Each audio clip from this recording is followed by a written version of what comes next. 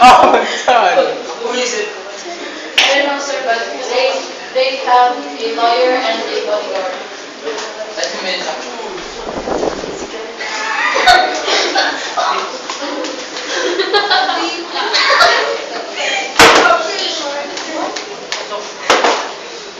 May I help you?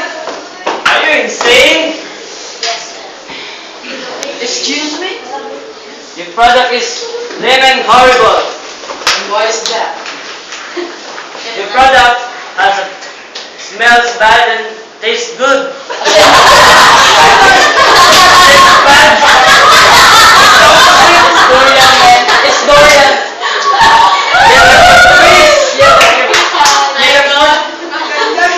Do you have? Yes, you have.